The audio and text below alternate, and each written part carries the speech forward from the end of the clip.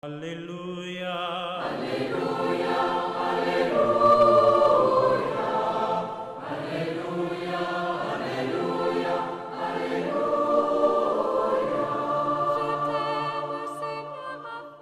Bonjour, chers téléspectateurs. Nous sommes parvenus au lundi 16 décembre 2024. Écoutons l'évangile du jour. Évangile de Jésus-Christ selon saint Matthieu, chapitre 21, des versets 23 à 27. En ce temps-là, Jésus était entré dans le temple et pendant qu'il enseignait, les grands prêtres et les anciens du peuple s'approchèrent de lui et demandèrent : « Par quelle autorité fais-tu cela? Et qui t'a donné cette autorité ?» Jésus leur répliqua : « À mon tour, je vais vous poser une question, une seule. Et si vous me répondez, je vous dirai moi aussi par quelle autorité je fais cela. Le baptême de Jean, d'où venait-il?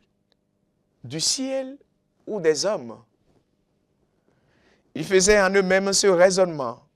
Si nous disons du ciel, il va nous dire: pourquoi donc n'avez-vous pas cru à sa parole?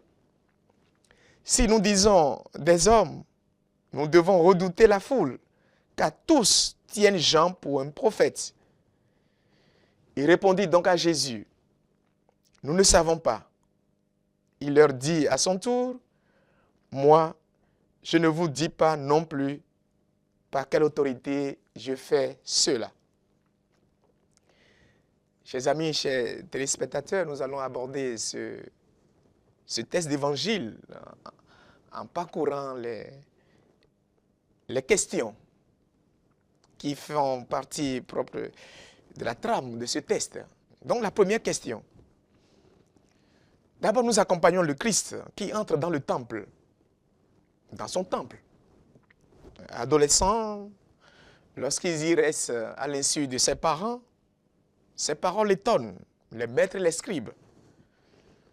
Adulte, les anciens du peuple le jugent indigne de parler, car il n'est ni prêtre, ni scribe, ni rabbin officiel. Selon eux, il n'a pas le droit de parler avec autorité. Ce sont eux qui posent la première question dans ce dialogue. Par quelle autorité fais-tu cela et qui t'a donné cette autorité? Est-ce que de mon côté, il n'y a pas des paroles qui me dérangent parce que la personne qui les prononce n'a pas l'autorité pour les exprimer? Même si en mon âme, je les trouve justes. Y a-t-il des personnes dont nous nous écartons parce qu'elles ne se présentent pas avec des titres ou ils ont des apparences qui ne les rendent pas crédibles? La deuxième question de cet évangile. Jésus ne répond pas à la question, il en pose une autre comme condition à sa réponse. Il dit : « Le baptême de Jean, d'où venait-il » Jésus ne demande pas d'où venait son cousin Jean et par quelle autorité il baptisait, non. Il demande plutôt aux anciens de reconnaître que le baptême de Jean apporter des fruits de conversion chez leurs contemporains, de reconnaître que leur tradition n'est pas la seule comme source de grâce et de salut. Et par là, il invite chacun de nous à savoir que la grâce, les bonnes choses, l'avancement d'une œuvre vient parfois des lieux non établis par la loi, non établi par des règles, mais que la main de Dieu continue de travailler à notre insu, sous le pouvoir d'une autre autorité, par la force d'une main divine. Tout n'est pas acceptable seulement parce que ça suit un canevas, parce que c'est établi de ce côté-ci. Et ils se confondent, ces auditeurs.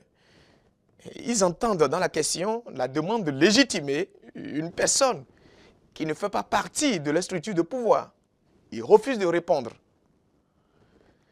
Est-ce qu'aujourd'hui, je peux remercier le Christ pour toutes les fois où je parviens à reconnaître sa présence et son action dans le monde?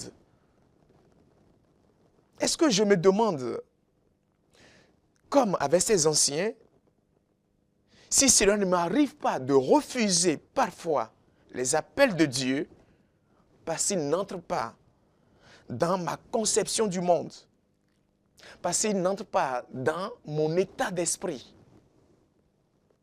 Troisième niveau, la réponse de Jésus. Jésus répond, moi, je ne vous dis pas non plus par quelle autorité je fais cela.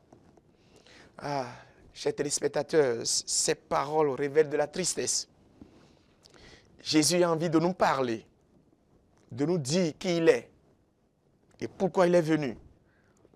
Mais lorsque l'on se cache derrière des torsions de raisonnement, que l'on ne se laisse pas, que l'on se laisse omnibuler par le désir de garder notre position, notre point de vue, Jésus ne dit rien.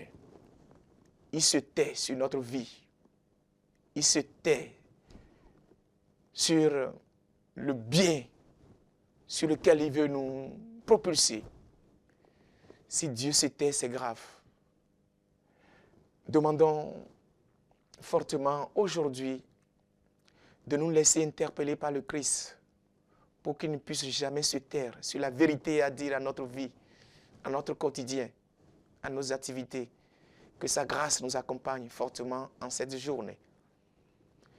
Et que dans sa miséricorde, il nous bénisse tous et nous ouvre notre cœur à savoir et à reconnaître la main agissante de Dieu hors de nos schèmes de pensée, hors de nos lois établies.